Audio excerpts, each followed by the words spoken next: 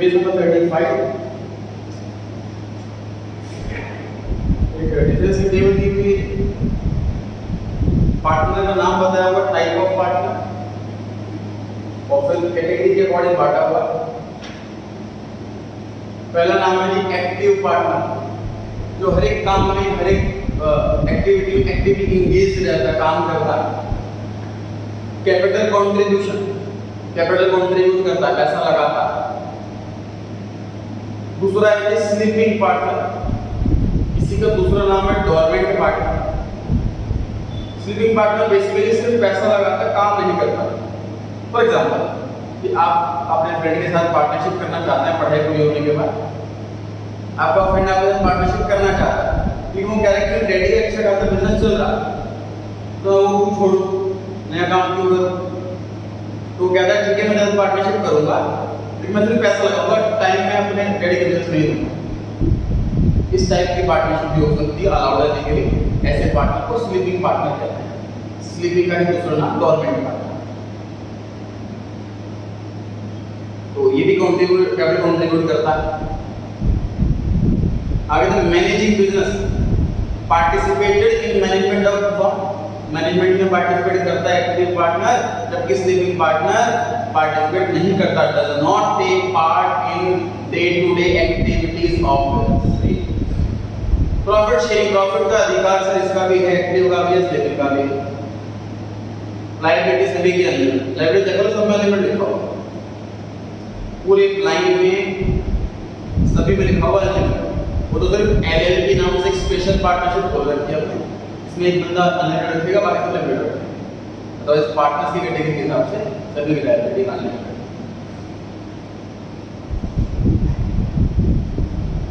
Active partner complete कर लिया जी हमने। क्या पढ़ा? एक्टिव पार्टनर में चार बातें पढ़ी, कैपिटल भी लगाता है, पार्टिसिपेट भी करता है, प्रॉफिट लॉस भी बांटता है, लायबिलिटी अनलिमिटेड, चार चीजें पढ़ ली।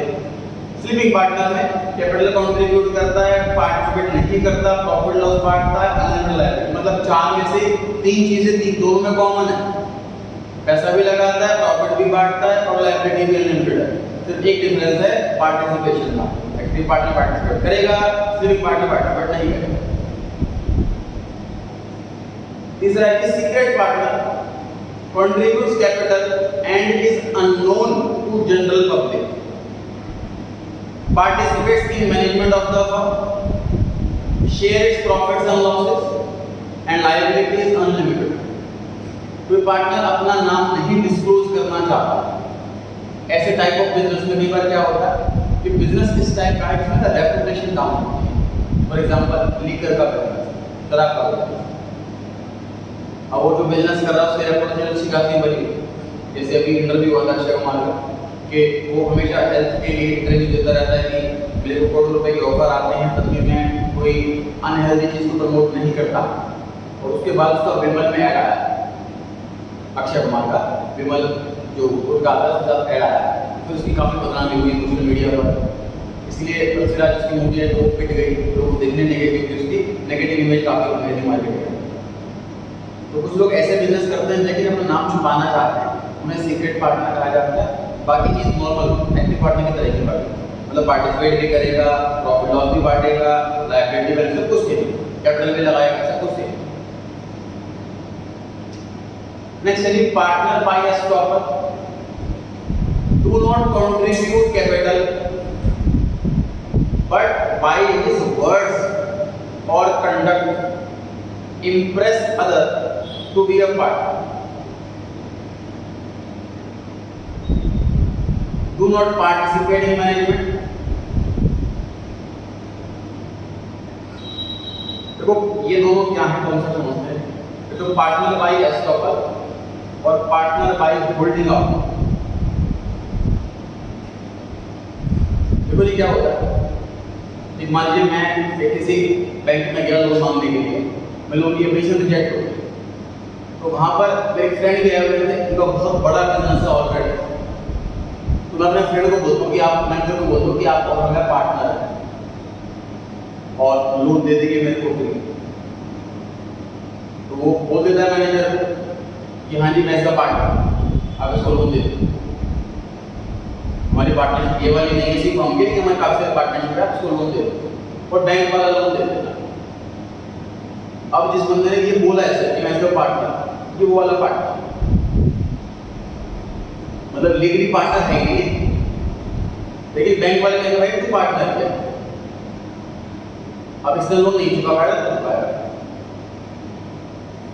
फिर से पढ़ते हैं एक बार, partner by estoppel do not contribute capital, actual में कैपिटल लगाया नहीं रहा वो, बट बाय हिज वर्ड्स, उसने बोला है ऐसा, और कंडक्ट उसने ऐसा बिहेव करा है कुछ, सामने वाला इंप्रेस हो जाए कि वो पार्टनर है। मैनेजमेंट में पार्टिसिपेट भी नहीं करता, प्रॉफिट लॉस भी नहीं बांटता, लेकिन लायबिलिटी उसकी भी रह जाएगी क्योंकि उसने बोल दिया कि वो बांटेगा। ठीक है, पार्टनर बाय होल्डिंग आउट, देखो ये क्या कॉन्सेप्ट है सुनना। तो मेरा फ्रेंड है, उसको मैंने कुछ नहीं कहा कि भाई तू मैनेजर को बोल के मुझे लोन दे, उसको कुछ मैंने कुछ नहीं कहा।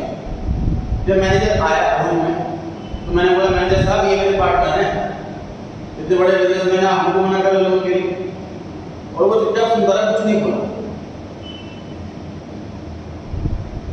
साइलेंस लॉ में टर्म होती है when silence is equal to speech. क्या मतलब है इसका? देखो वो सोच रहा है मैं तो कुछ बोला ही नहीं कि मैं पार्टनर, मैं मेरी लायबिलिटी हो जाएगी, क्योंकि उसको अब उससे जो मैनेजर मैं बोल रहा हूँ ये पार्टनर और ये कुछ नहीं बोल रहा, तो इसका मतलब ये एक्सेप्ट कर रहा है ये बात कि वो पार्टनर है। This is a silence which is equal to speech. ठीक है, तो ये वाला पार्टनर नेक्स्ट वाला पार्टनर बाय होल्डिंग। क्या लिखा पढ़ते हैं इसके अंदर? इसमें लिखा है डू नॉट कंट्रीब्यूट कैपिटल, पैसा नहीं लगाता, ही डज नॉट डिनाई, मना नहीं कर रहा है, डिनाई मतलब मना करना, others to represent him as a partner. जब कोई दूसरा बंदा कह रहा है कि मेरा पार्टनर है तो उसको मना नहीं कर रहा है, मैनेजमेंट में पार्टिसिपेट नहीं करेगा, प्रॉफिट लॉस नहीं बांटेगा, लेकिन जिम्मेदारी इसकी भी हो गई अब। ठीक है,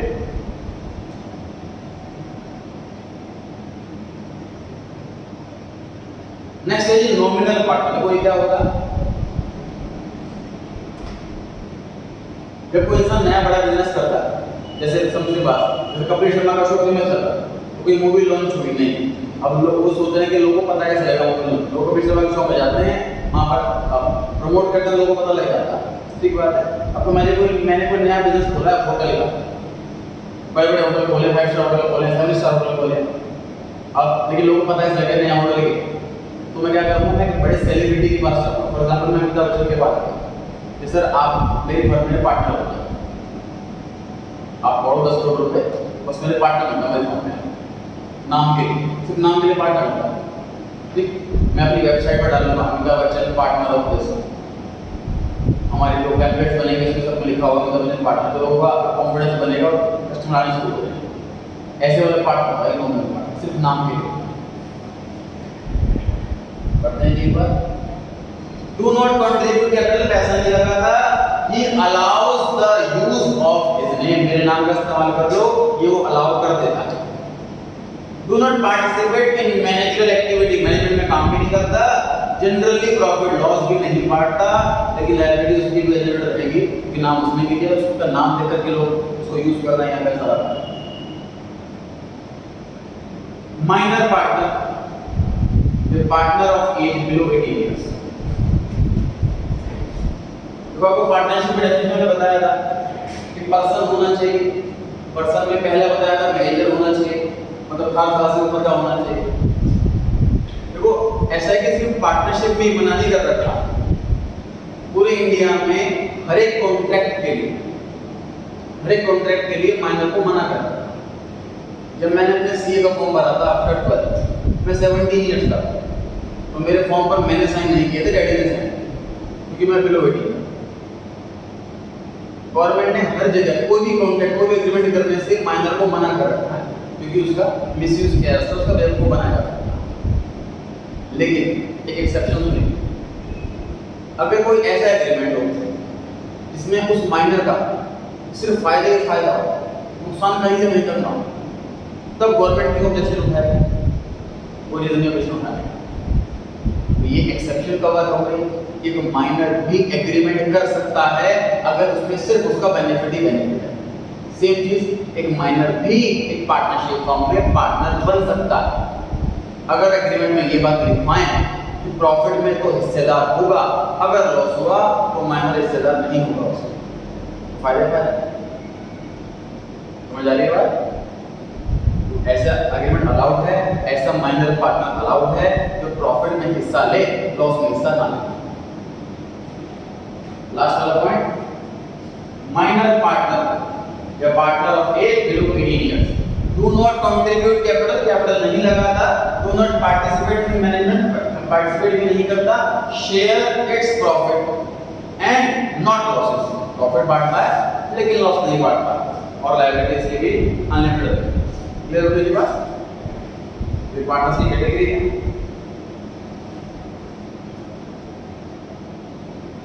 आगे लिखा हुआ जो पार्टनरशिप डीड, वो डीड किसे कहते हैं? रिटर्न एग्रीमेंट को पार्टनरशिप डीड कहते हैं। ओरल होगा तो ओरल एग्रीमेंट ही कहलाएगा, रिटर्न होगा तो डीड कहलाएगा। The written agreement on a stamped paper which specifies the terms and conditions of partnership is called partnership deed. Terms और कंडीशन दो वर्ड क्या फर्क है बताओ? टर्म और कंडीशन इन दो वर्ड में क्या फर्क है?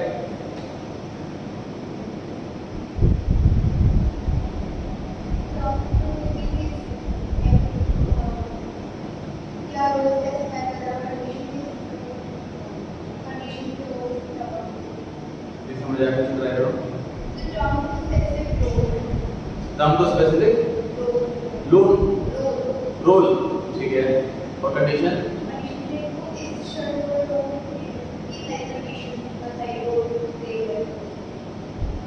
हो गया answer.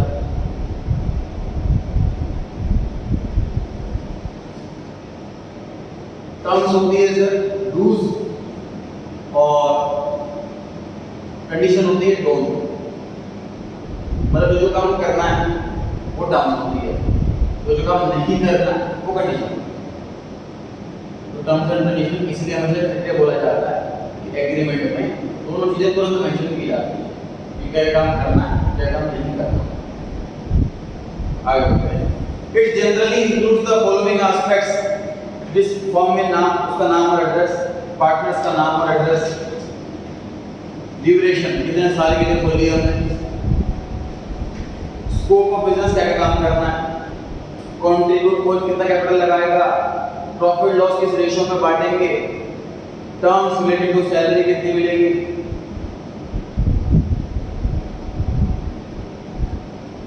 Drawing interest on capital, interest on drying of partners,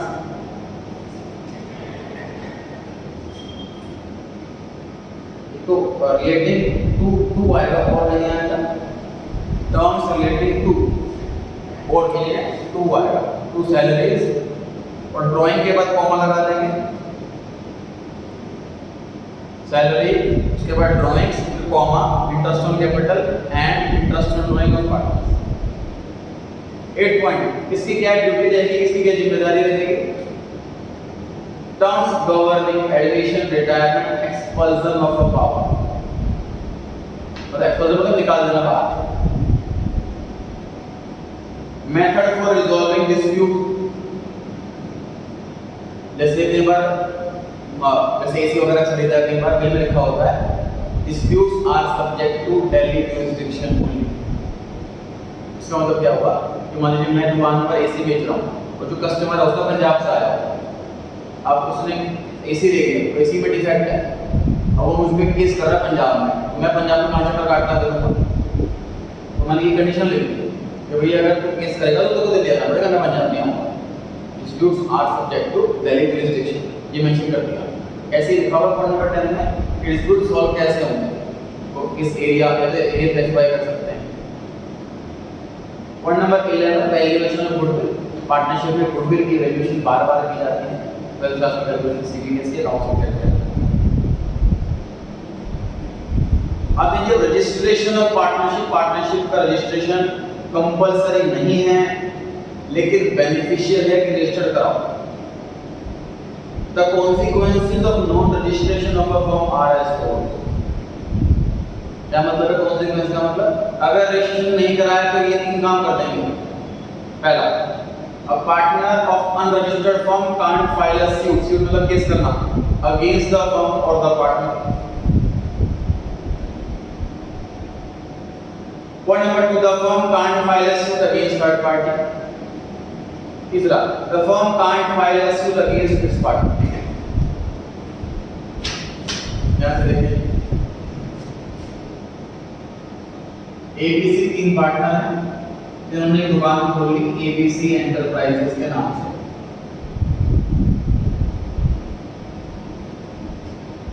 और फर्म रजिस्टर्ड नहीं करा. इनके पास एक कस्टमर आया, डेटर आया, मिस्टर पी, सामान खरीद लिया इनसे 5,000 रुपए का और पैसे नहीं दे रहे. अब इनके पास लीगल राइट क्या है? ये कोर्ट में केस करेंगे इसके लिए, तो कोर्ट केस किसका लेगा? जब आपके फॉर्म रजिस्टर्ड नहीं है, आपको केस नहीं करने देंगे. ये नुकसान है फॉर्म रजिस्टर्ड ना करने का, पहला नुकसान. ठीक, सर इनका क्रेडिटर है मिस्टर क्यू. एबीसी वालों ने उधार लिया इनसे सामान 5 लाख रुपए और इन्होंने पैसा नहीं दिया. अब मिस्टर क्यू केस करना चाह रहा है इसका, तो केस कर सकता है. ऐसे नहीं कि रजिस्टर्ड फॉर्म नहीं तो केस नहीं होगा. मतलब हम पे तो केस हो जाएगा, जो मर्जी जाके केस कर रहे हैं हम नहीं केस कर सकते. ठीक है, अधिकार चाहिए. ठीक है, मिस्टर ए पैसे लेके भाग गया फॉर्म. मिस्टर बी एंड सी ए पर केस करना चाहते हैं, नहीं कर सकते. ये अधिकार चाहिए. ठीक, ऐसे जैसे बी एंड सी मिलकर ए पे केस कर रहे हैं, जैसे होता है फर्म केस कर रही है पार्टनर. मिस्टर सी केस करना चाह रहा है ए और बी को दोनों पे, मतलब पार्टनर फर्म पे केस करना चाह रहा है. जैसे फर्म पार्टनर पे केस करे या पार्टनर फर्म पे केस करे या एक पार्टनर दूसरे पार्टनर पे केस करे. ये 3 अधिकार चाहिए. और मतलब हम किसी और पार्टनर या फर्म किसी तीसरे पर्सन, थर्ड पर्सन फर्म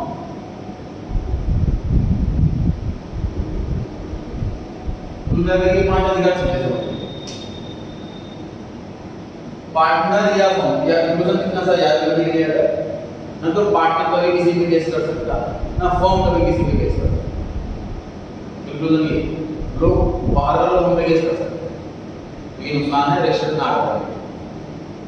तो गवर्नमेंट ने ऑप्शनल बोल दिया, लेकिन देखो इनडायरेक्टली कंपल्सरी भी कर दिया केस नहीं करने देंगे. तो फॉर एग्जांपल आपको स्कूल में बोल दिया जाए कि टेस्ट देना ऑप्शनल, तो कोई भी नहीं देगा टेस्ट. लेकिन ये बोलते जो टेस्ट नहीं देगा पेरेंट बोले कर रहा है.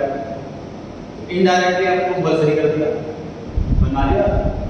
तो ऐसा कर रहा है गवर्नमेंट कि डायरेक्टली बोल दिया ऑप्शनल है, इनडायरेक्टली तो केस कर लेते हैं कि तुम ये करने की प्रॉब्लम है.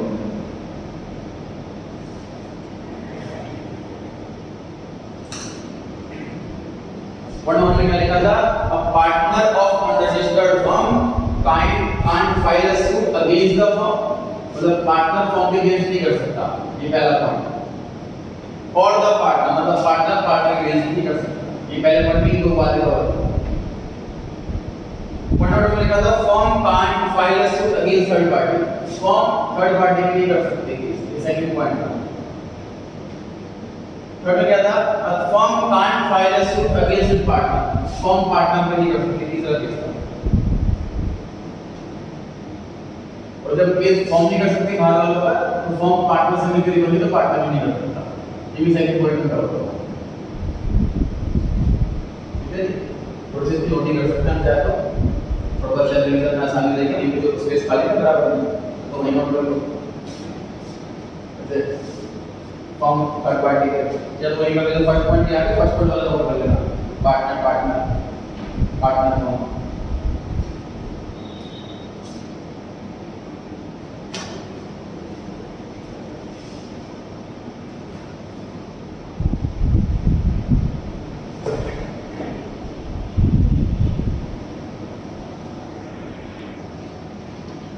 नेक्स्ट टॉपिक है सर कोऑपरेटिव सोसाइटी. को का मतलब ये होता है सर कि जब कलेक्टिवली काम किया जाता है और ऑपरेट कर रहे कलेक्टिवली ऑपरेट करते हैं, को मतलब टुगेदर, ऑपरेटिंग मतलब वेलफेयर के लिए ऑपरेट किया जा रहा है। Cooperative means working together with others for a common purpose, objective सबका सेम होता है।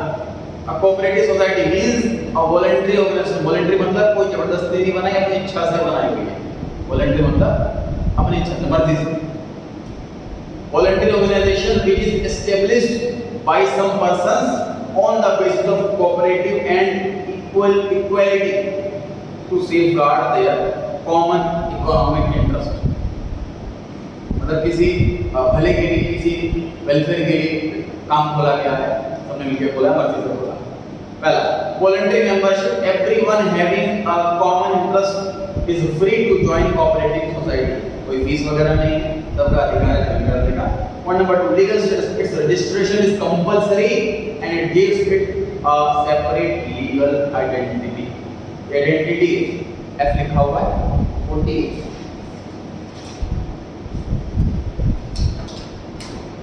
लास्ट वर्ड है इसके ऊपर।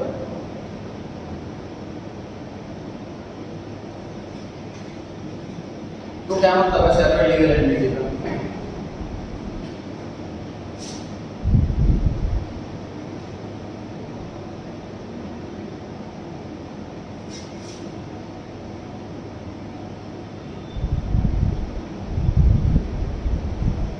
पार्टनरशिप फॉर्म में क्या होता है?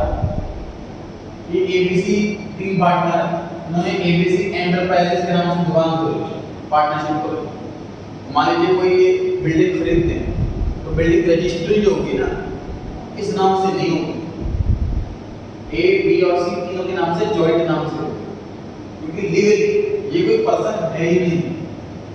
Partnership is not a legally separate entity.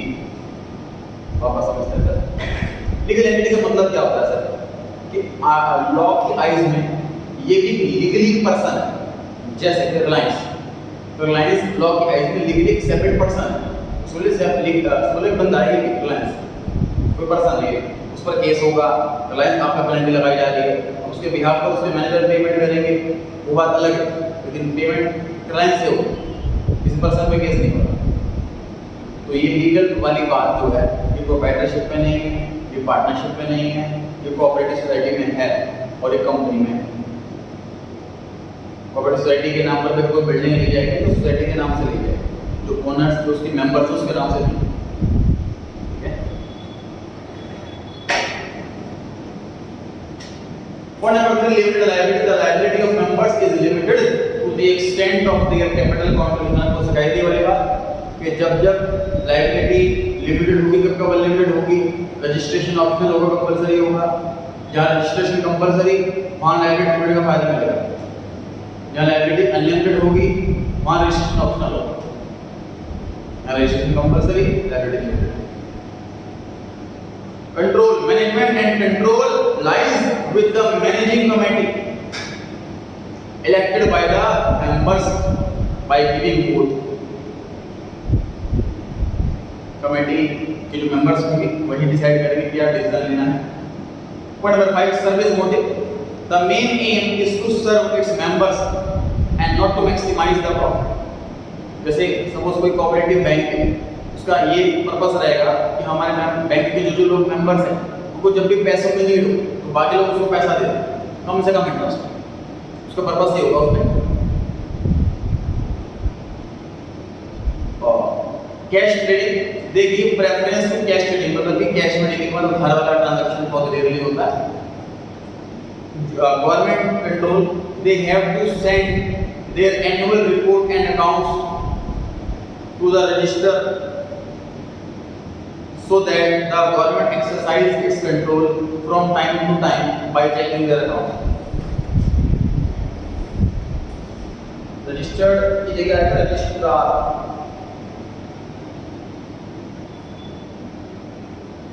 But T के बाद आर ए आर ये स्पेलिंग, बाकी तो आगे स्पेलिंग ठीक है रजिस्टर की। रजिस्टर में टी के बाद जो है वो ई आर लिखा हुआ है, ई आर की जगह R A R. Registrar sir वो पर्सन होता है जो गवर्नमेंट का ऑफिशियल होता है, इसकी जिम्मेदारी होती है सब रिकॉर्डिंग करनी, हमें उसको भेजना होता है। Arrangement of finance, they arrange finance from sale of shares to members, loans obtained from the government etcetera, इसकी जिम्मेदारी रहती है इनकी। अच्छा, ये फायदे की बात करें, तारीफों की बात करते हैं, कोऑपरेटिव सोसाइटी के फायदे बताओ। ईज ऑफ फॉर्मेशन, बनाना आसान है। एनी 10 एडल्ट्स मतलब अगेन 18 प्लस की एज हो, having common objective can establish cooperative society by getting registered with register. Registrar है यहाँ पर, रजिस्टर्ड विद रजिस्ट्रार।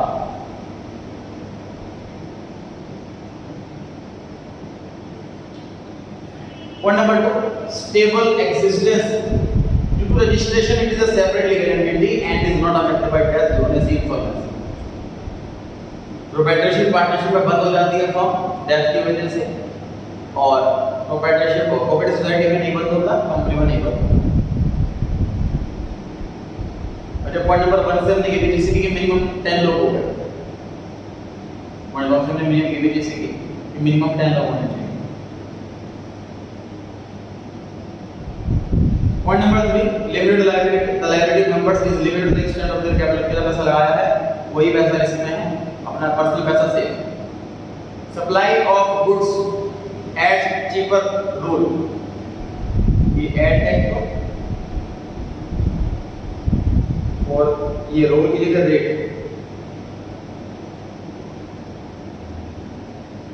गुड्स बेचने हैं सस्ते रेट पर। These societies benefit their members by supplying them goods at cheaper rates than the market. मान लो bank नहीं है, कोई सामान बेचने का है, सस्ता सामान बेचा जाएगा। Government support, government provides support by giving loans at lower interest rate, subsidy देती है by charging less tax, मतलब इन लोगों पे टैक्स कम। सब्सिडी क्या होता है? गवर्नमेंट बेनिफिट, जैसे गैस सिलेंडर सस्ता मिलता था, जैसे इलेक्ट्रिसिटी पे सब्सिडी मिलती है, 200 रुपये तक आपका जितना भी बिल आएगा उतने की सब्सिडी मिल जाएगी और आपका बिल जीरो हो जाएगा। अगर आपका बिल 200 से 400 रुपये के बीच में आता है तो आपको सब्सिडी मिलेगी 50%, मैक्सिमम अप टू 800 रुपये। अगर आपका बिल आपकी यूनिट 400 से ज़्यादा है तो सब्सिडी नहीं, सब्सिडी गवर्नमेंट बेनिफिट। लिमिटेशंस, बुराई नहीं है कोऑपरेटिव सोसाइटी।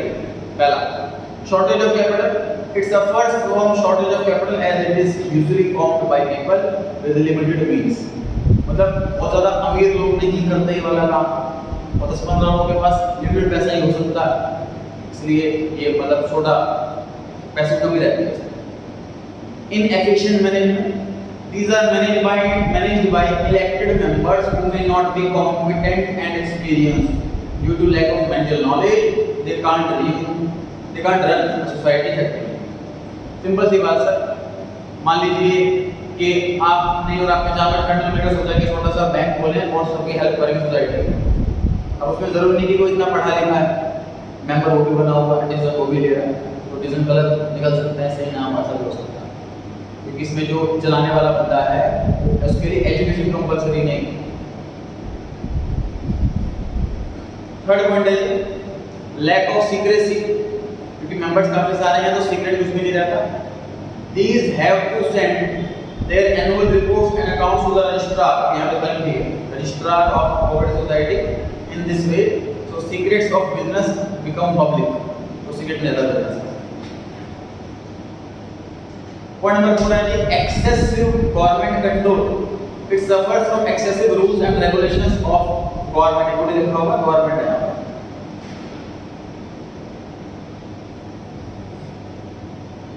ऐसे ना कोऑपरेटिव सोसाइटी को इसको लायबिलिटी लिमिट देने के फायदे उठा रहे हैं, जो लोग ये फायदा उठा पा रहे हैं, तो गवर्नमेंट इसको कहीं ना कहीं रूल ज्यादा लगाते रहती है।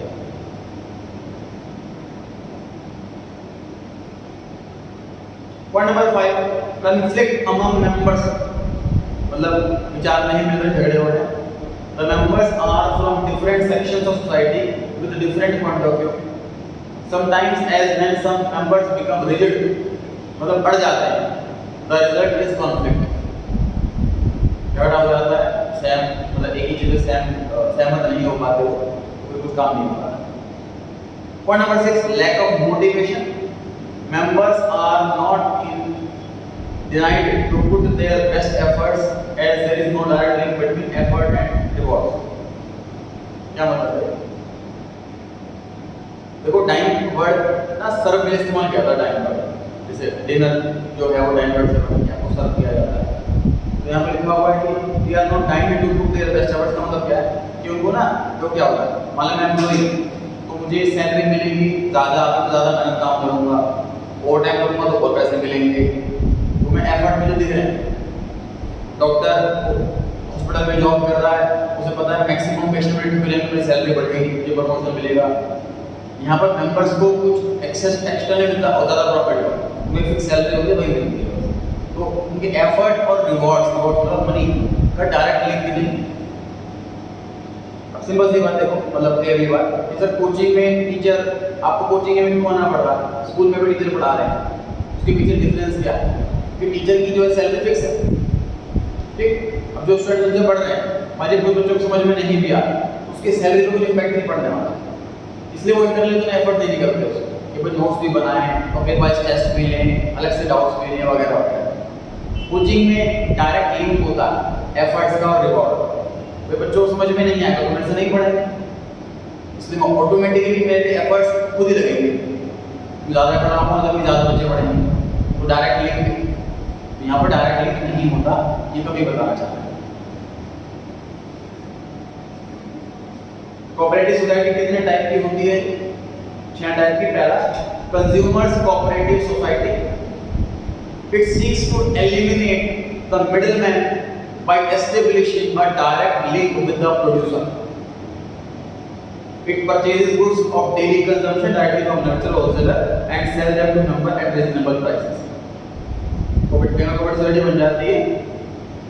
कोऑपरेटिव सोसाइटी आर्मी ऑफिसर्स की होती है, आर्मी कैंटीन, शायद आपने मम्मी डैडी को पूछना, उनको पता होगा, आर्मी की कैंटीन होती है, वहाँ पे आर्मी वाले डायरेक्ट सामान खरीदते हैं कंपनी वालों से बहुत सस्ते रेट पर, और आर्मी वालों का कार्ड बन जाता है उनकी फैमिली के लिए, तो वहाँ पे जाके सामान ला सकते हैं, ऑलमोस्ट हाफ रेट में मिल जाती है सारी आइटम, और हर आइटम मिलती है वहाँ पर, टीवी, फ्रिज, हर एक आइटम मिलती है। तो यहाँ कहना चाह रहे हैं कि हमने कोऑपरेटिव सोसाइटी बना दी अपने मेंबर्स के लिए, डायरेक्ट खरीदते हैं कंपनी से और अपने मेंबर्स को बेचते हैं सस्ते रेट पर। Producer cooperative society, the main aim is to help small producers who can't easily collect various items of production and face some problem in marketing. These society purchase raw material, tools, equipment, other items in large quantity and provide these things to the member at reasonable price. तो छोटे-छोटे जो businessman हैं, छोटे-छोटे दुकानदार, छोटे-छोटे factory चला रहे हैं, ऐसे लोग हैं। फॉर एग्जांपल कोई मोबाइल कवर की छोटी फैक्ट्री खोल के बैठा है, या कोई लोकल चेयर बना रहा है, उसकी माल बिकता नहीं है तो उसको हम हेल्प कर रहे हैं, उन लोगों के लिए बनाई society. Point number 3, marketing cooperative society, it performs various marketing function जैसे कि ट्रांसपोर्टेशन, सामान भिजवाना, दूसरी जगह, वेयर हाउसिंग मतलब कि गोदाम, पैकिंग करना, ग्रेडिंग करना मतलब उसकी स्टैंडर्ड बढ़ाना, मार्केटिंग रिसर्च करना for the benefit of its members, the production of different member is pooled together and sold by society at good price। तो वो मार्केटिंग रिसर्च भी की जाती है सर, कोई भी कंपनी नया प्रोडक्ट लॉन्च करने से पहले कम से कम 1-2 साल शांत बैठती है। मान लीजिए किसी को ओनर को आइडिया आया कि मुझे सपोज एक ऐसी कंपनी खोलनी, सोला का एग्जाम्पल है, एक ऐसी कंपनी खोलनी जहाँ पर लोग टैक्सी पे जा पाए और ऑटो सस्ता भी पड़े, घर बैठे टैक्सी आ जाए, जहाँ चाहे वहाँ छोड़ें, पैसा सस्ता भी पड़े और जल्दी भी आ जाए, बाहर वेट भी ना करना पड़े। तो एक माइंड में ऐसा आइडिया है, तो ऐसे वो तुरंत नहीं खोलते, कम से कम 1-2 साल तक कुछ लोग अपॉइंट करते हैं सैलरी पर, उन्हें कहते हैं भाई आप सर्वे करो जाकर के लोगों से पूछो कि क्या नीड है, क्या आपको दिक्कतें आती हैं, ऑटो में क्या दिक्कत आ रही है, खुद निकाल लेने में क्या दिक्कत आ रही है, पार्किंग की दिक्कत आ रही है वगैरह वगैरह, सर्वे करा, उसके बाद कंक्लूजन निकाल के फिर स्टार्ट करें। Point number 4, farmers cooperative society is the society small farmers join together pool their resources for cultivating their land collectively. Such society provide better quality seeds, बीज अच्छे देते हैं, फर्टिलाइजर्स हो गए, मशीनरी हो गई, इक्विपमेंट हो गए कल्टीवेशन के लिए, तो उनको अपॉर्चुनिटी मिल जाती है। तो उनकी सोसाइटी को फार्मर्स के लिए बना रखा है, फार्मर्स की हेल्प करती है। क्रेडिट कोऑपरेटिव सोसाइटी, क्रेडिट का मतलब उधार। Such society protect the member from exploitation by money lender, जो लोन देते हैं महंगे ब्याज पर, उनसे बचाने के लिए, उनसे एक्सप्लॉइटेशन पॉइंट में दिखाते थे ना कि जो लाला होता था वो देता था बहुत मोटे ब्याज पर पैसा, जमीन पे उनका लगवा लेता था, जमीन ले लेता था उनकी। They provide loans to to their members at easy terms and reasonably low rate of interest. आसान शर्तों पे कम ब्याज। कोऑपरेटिव हाउसिंग सोसाइटी नाम से पता लगा सर, घर मिल जाए लोगों को सस्ते में। The main aim is to provide houses to people with limited means या limited income. Means का मतलब होता है जैसे मेरे पास ना means कम है, समझ पा रहे हो आप? Resources at reasonable price, सस्ते प्राइस पर सबको घर वगैरह मिल जाए, ये फैसिलिटी होनी चाहिए। हर पर्पस के लिए कोऑपरेटिव सोसाइटी है। एक लीजिए फटाफट से पेज 36 से स्टार्ट हुआ था कोऑपरेटिव सोसाइटी वाला टॉपिक, 36 से 38। अब इन चारों टॉपिक के सारे क्वेश्चन आपको करना है क्लास तक, चारों topic proprietorship, partnership, undivided family और कोऑपरेटिव सोसाइटी, चार टॉपिक कंप्लीट हो गए। सिर्फ एक टॉपिक बचा हुआ है कंपनी। रेडियोलॉजी में नीचे टॉपिक